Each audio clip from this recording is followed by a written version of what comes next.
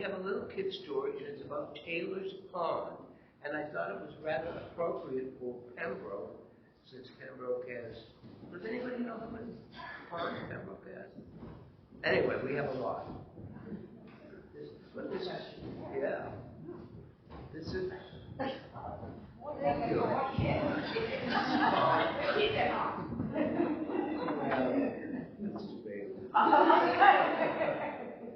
Okay, this is called Taylor's Pond. I'm so bored, Jeremy said, sighing. I don't think I can stand another day like this. It is so hot. Obviously, it's summer. Hey, I know, let's go swimming at Taylor's Pond, said Stella, his friend. Oh, I don't know, we better not. Your grandma said to stay away from that pond, and there's a big no trespassing, fishing, or swimming sign right there by the water, said Jeremy, and besides that, we'd be disobeying your grandma. Oh, come on, be adventurous. We aren't going to be fishing, and we can, who cares about the old sign? We can pretend we didn't see it. And that we can't read. Besides, Grandma won't know. She's upstairs taking a nap. We'll be back. Look to her. She knows it. Oh, I don't think we should, said Jeremy. That sign was put there for a reason. Look, that sign isn't for us. It's for people who don't live around here, and that's all. I'm going whether or not you like it or not. Too bad. Taylor's Pond was just down the road from Stella's house. She had been dying to go swimming all summer, ever since she arrived at Grandma's house for her summer vacation. The pond was lined with beautiful pink flowering bushes, purple wildflowers, and gigantic evergreens. There were woods right next to it. Sometimes you could see deer wander right out of the woods. We all know that. We all know that. Wow, it's a really big pond, said Jeremy. Isn't it wonderful, cried Stella. Come on, let's jump in. You go ahead. I'll just sit here by the tree and watch you, said Jeremy. Boy, you are such an old fuddy-duddy, said Stella as she jumped into the pond and started splashing around.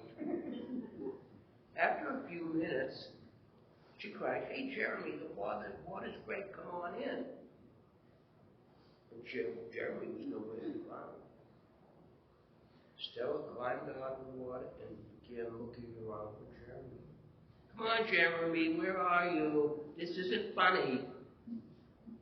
After searching for a few minutes and still not finding him, Stella was getting worried. She finally decided she needed to get some help. Grandma, cried Stella as she ran into the house. Jeremy's missing. I can't find him. What? Said Grandma frantically. Where did you see him last? Taylor's Pond. When I jumped in the water, Jeremy was sitting under a tree. I was just swimming around, and when I looked back on the bank, he was gone. Oh my, let's call for help and then go see if we can find him. I hope he hasn't drowned, exclaimed Grandma. What? Cried Stella. Don't you know? Jeremy can't swim. He never told me that, exclaimed Stella. Hurry, we've got to find him. Stella and her grandma ran back to the pond just as the police and fire department arrived. Everyone was calling Jeremy's name. I found him, cried a police officer, and he and Jeremy walked out of the woods. Oh, Jeremy, where were you, said Stella.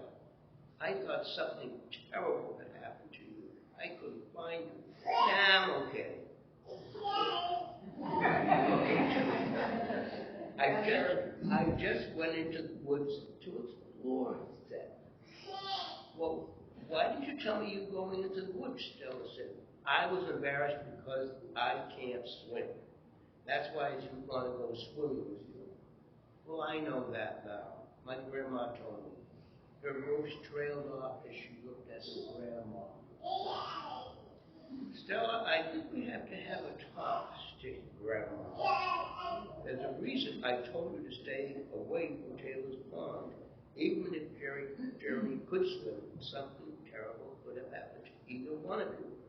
I know, said Stella, but it was so hot, it was so cold. I understand that, but you deliberately disobeyed me, Stella.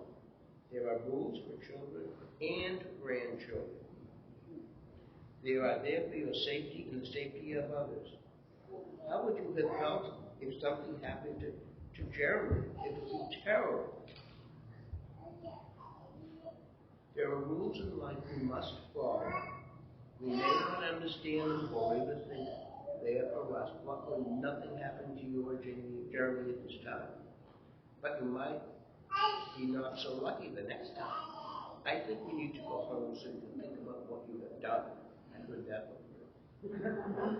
You know, I have some extra chores that might help you think about disobedience. It may take a week or so to get them done, but I know you can do it, admonished Grandma. I know, I'm sorry, Stella sighed.